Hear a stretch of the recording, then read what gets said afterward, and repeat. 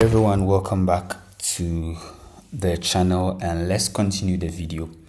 So in previous videos we've been building our app so far and we've come very far. So this is what we are building. Now what is left for us to do is this form here. And so in this video we're going to look at steps 31 to step 40. So let's get started. All right, so after the last img element, we want to add a figcaption element with the text cat hates other cats. Okay, so we want to add a figcaption just the way we have a figcaption here, cats love lasagna. We also want to add a figcaption here.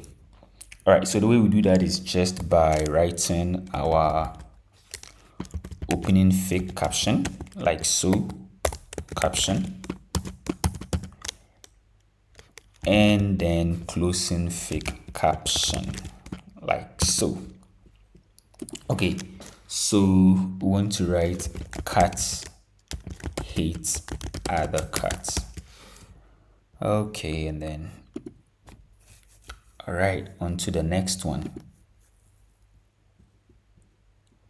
Okay, so the strong element is used to indicate some text is of strong importance or urgent, or what we normally call bolding. Okay, so in the figcaption we just added indicates that hate is of strong importance by wrapping it in a strong element. So this is the hate word, we just wrap it in a strong element like so. We have our opening strong element, and then we should also get our closing strong elements like so. Now let's see, as you can see, hate is now bolding, right? Okay, let's move on to the next one. Step 33. It is time to add a new section.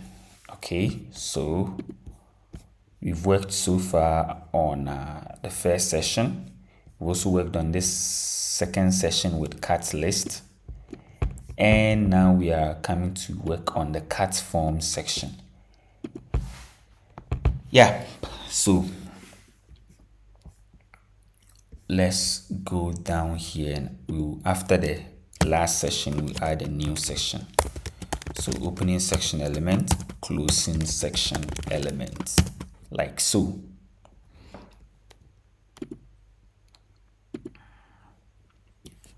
Okay, next up, inside a third section element which we just created, we want to add an h2 element with a text cat form.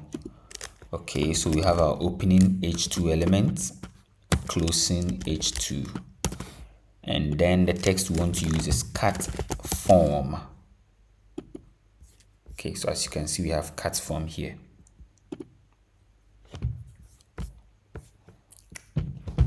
Now you add a web form to collect information from users. After the cat form heading, add a form.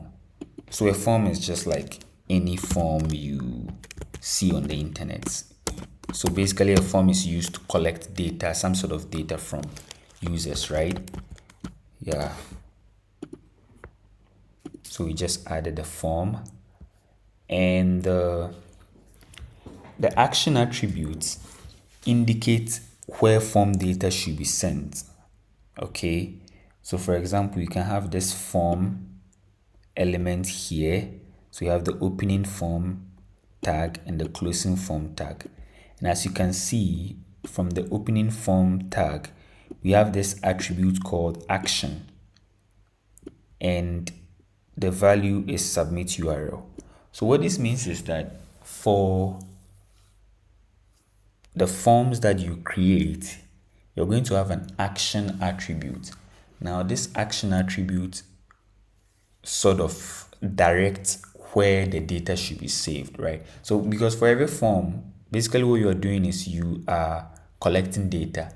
So it could be stuff like name, email, phone, address, whatever that it is, data that it is that you are collecting. So after collecting all of those data, you would want to store them somewhere, maybe in a database or something. So that's where you use the action. The action directs you where to store that data. Okay, so in our case, we are going to add an action attribute with the value of this URL to the form. So once again, how do we add an attribute? We do that by writing name of attribute, our equal to sign in quotation, and then write the value of attributes. Okay, so in our case, the name of the attribute is what? Action, and the value of the attribute is this link right here. Okay, next up, input element, not event. The input element allows you several ways to collect data from a web form, like image elements. Input elements are self-closing and do not need closing tags. Nest an input element in the form element. Okay, so we want to nest an input element here, but we also know that input elements do not have a closing tag. They are self-closing. All right, as you can see, this is the input element we've added. Okay, we can type something in, and yeah, on to the next one. There are many kinds of input you can create using the type attributes. Okay, you can easily create a password field, a reset button, or a control to let users select a file from their computer. Okay, so in this step, we're going to create a text field to get that input from a user by adding the type attribute with the value text and input. So we want to add an attribute. So we just write the name of the attribute here, equal to sign, and then value of attribute. Okay, what's the attribute we want to add? In this case, type. What's the value? Text. Okay, yeah, so nothing really changes, and that's because the default for input is a text, but now we've actually specified that we want that input to be a text. Okay, all right, in order for a form's data to be accessed by the location specified in the action attribute, you must give the text field a name attribute and assign it to a value to represent the data being submitted. Okay, so basically what we are saying here is that for the input element, you also have to give it a name attribute with some value. Now the value of that name attribute should be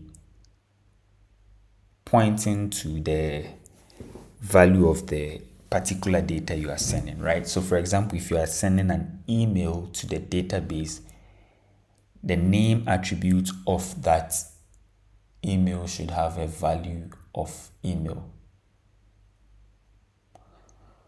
Okay, so add the name attribute to the value of cat photo URL to your text. Okay, so we just do name like so, and then we'll do cat photo URL. Okay. Oh, sorry, your code has not passed. Okay.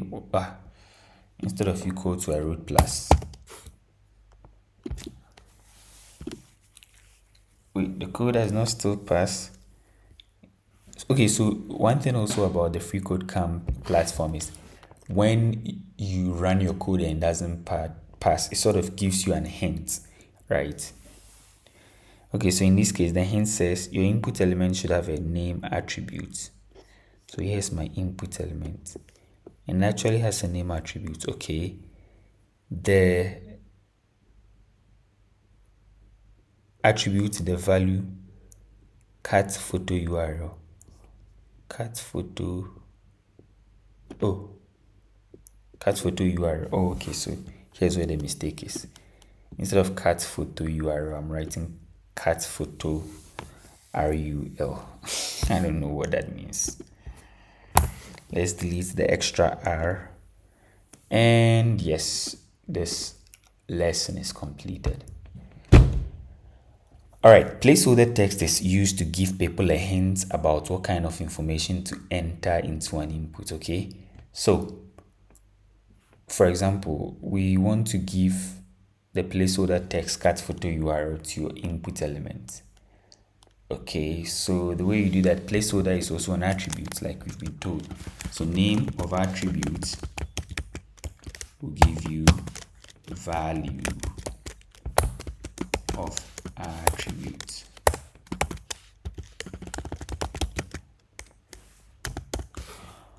All right, so the name